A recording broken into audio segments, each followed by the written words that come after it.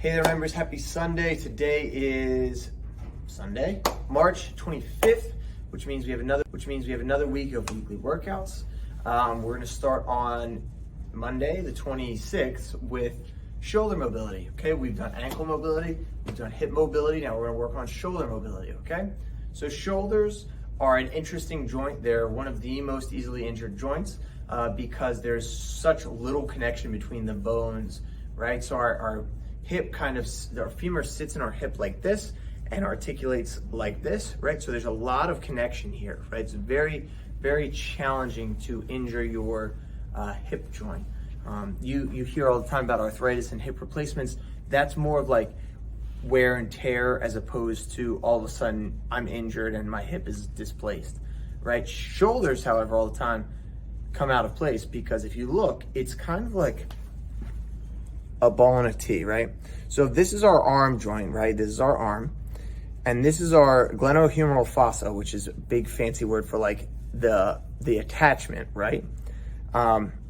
It kind of sits like this, and there's only a few muscles that hold this bone to the shoulder blade, which allows it that nice big range of motion, right? Whereas in our femur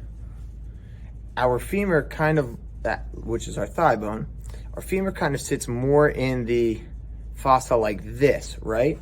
Which allows for a much more restricted range of motion, but it's a lot more stable, okay? So that's why when you hear people talking about rotator cuff injuries, there's only about 4 muscles in there that directly attach that shoulder blade.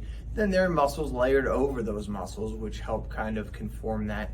But it's really just muscle. It's not too much bone on bone. So we're gonna go over a good warm up. So like I said, we're gonna do shoulder circles, just to kind of warm up both ways, forward, backward, a minute. We're gonna do everything for a minute, 2 rounds through, okay? So after we do your 1 minute of shoulder warm-ups, we're gonna go ahead and do book openers. Now, I'm gonna start here and pretend like I'm lying on the ground. I'm gonna have my elbow up here. I'm gonna touch one side of the ground. The hand is gonna open behind me. I let my head follow the stretch, and I'm gonna touch the other side of the ground, okay? So I'm going through like almost 180 degrees range of motion in the, what's called the transverse plane, right? The transverse plane is like side to side, like if we were to chop our body off, our body in half. If we chopped our body in half this way, it would be the sagittal plane, right? So the sagittal plane is what most sports are done in. Running is sagittal plane movement. Pitching is pretty much every plane of movement. Rowing is very sagittally based, right? You're just going in a straight line. Tennis is more of a transverse plane. Squash, transverse plane.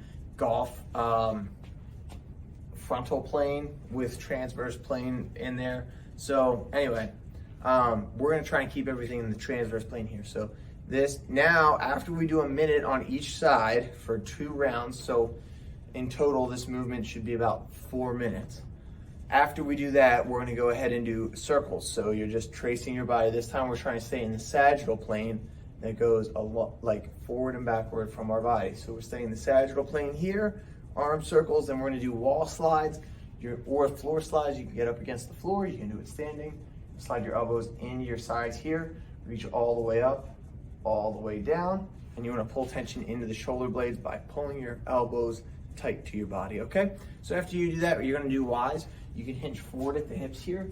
You're gonna pull your elbows up, pull your thumbs up, and this is really great for working on your scapular stability, which in turn affects your shoulder mobility, okay?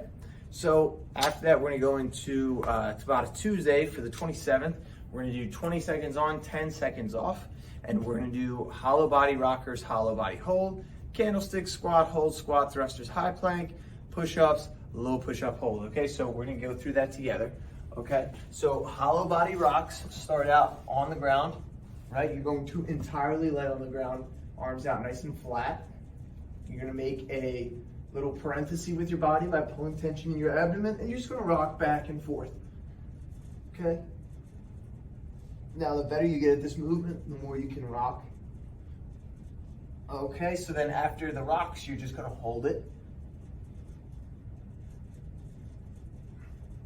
After you hold it, you're going to change into the candlesticks, okay? So candlesticks kind of use the same momentum as the hollow body rockers to propel yourself up and jump, okay? So this is actually pretty challenging, but I think you can do it, okay? So what you're gonna do is you're gonna bring your knees up, you're gonna rock forward and jump, okay? So that was one. And you're gonna see how many of those you can do in 20 seconds, okay? So after you do your candlesticks, 20 seconds of candlesticks, we'll do one more. So after you jump up, right? So let's say you jump up, down, you rock back, come up again, right? So I kind of tried to do it in slow motion there. I have to cross my legs if I do that, which I try not to do. Don't worry about it. Just keep your legs nice and straight. Use your momentum. You can do it, okay? After that, we're gonna do a squat hold for 10 seconds, okay? From the squat hold for 10 seconds, you're gonna plant your hands, shoot the feet back, jump the feet up, stand up, okay? So that's a squat thruster, okay? So 20 seconds these, right? Boom, up.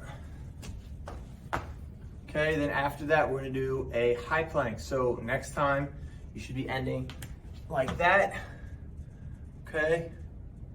From here, we're gonna do push-ups. I'll move back into the frame. From here, we're gonna do push-ups. Okay, and then 10 seconds, low push-up hold. Okay, you're just keeping yourself off of the ground in that push-up position. And that's it, bada bing, bada boom. You do this 4 times through, you have 8 minutes of high intensity exercise, which counts as 16 minutes, and depending on how you grade these. So definitely do this one. It's challenging, it's rewarding. It'll have you moving in ways that you don't usually, which is great. We're gonna move on to Wednesday, which is a kettlebell workout. So we have Wednesday, April 28th. We have 3 sets of 12 reps. We're gonna start with kettlebell swings. So just sit back in your hips, squeeze and swing forward, keeping the abs tight, keeping the arms out of the equation, right? Standing up and squeezing. After that, we're gonna bring the weight up. We're gonna squat down. Thrusters, so you're squatting and pushing the weight up towards the ceiling. Okay, after we do our thrusters, we're gonna do rows. This is a little bit heavy of a weight, so you can do either both arms for one kettlebell, or if you really want to challenge, you can go here, one arm at a time. Make sure the elbow is going back and up, not just pulling out to the side. That'll really put the tension on your lats. After that, we're gonna do goblet squats. So you sling this up to your front again, like you're gonna do a thruster, but this time you're just doing squats, right? You're gonna go as low as you can, all the way up, okay? After which, we're gonna do some deadlifts. So put the kettlebell on the floor, head up, chest up, stand all the way up. As you can see, this exercise has me out of breath already. And I've only done 1 set. So, it just goes to show that these short bouts of exercise really can do something, and you should try them and do your best with them, and you're on your road to better health already, right? So, after we do 3 sets of 12 reps, we're gonna do Thursday's ab day, which has us on the floor again. We're going to start off with 3 sets of 30 seconds on and 15 seconds of rest. Okay, so we're gonna start with the single leg glute bridge. One leg goes out flat. You're gonna drive the hip. You can also keep this leg up. A lot of people find that easier. After you're done your single leg glute bridges, we're gonna go into knee hugs. Okay, so the legs out flat. You're going to tuck the knees into the chest, come up and hug them, okay?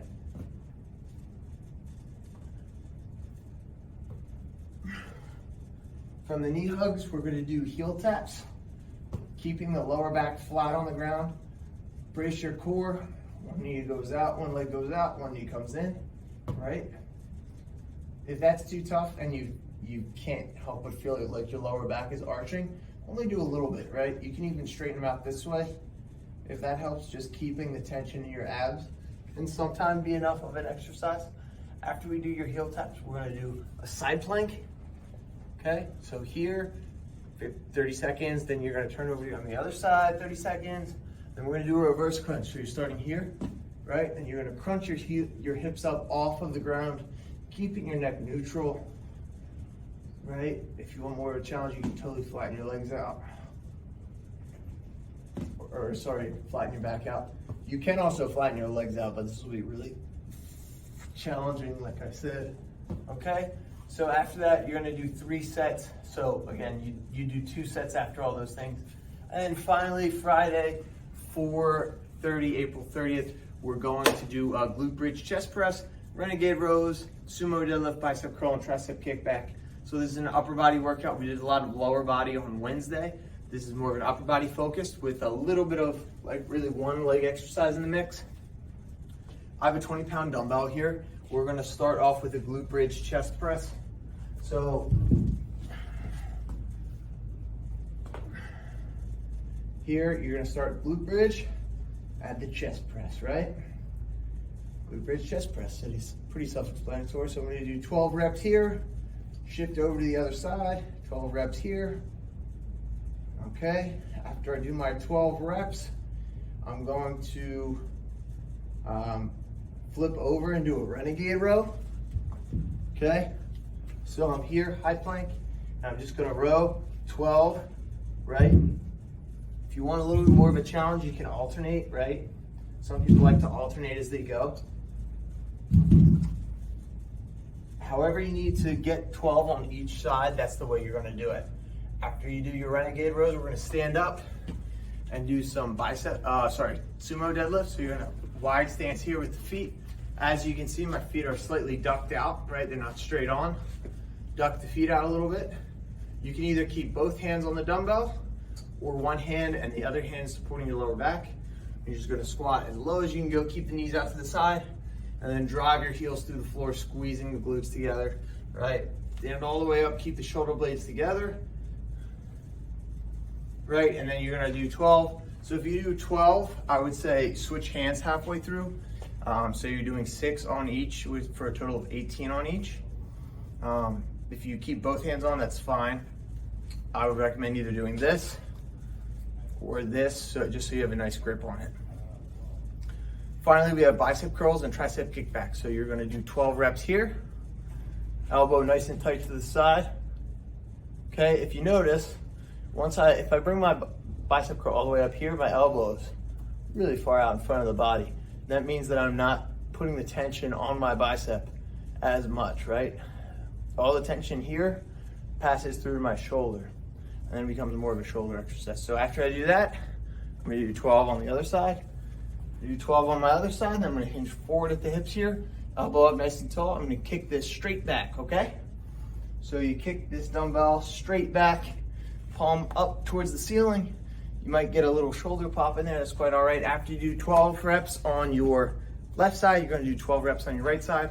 You're gonna do that 3 times through for a total of 36 reps on each exercise.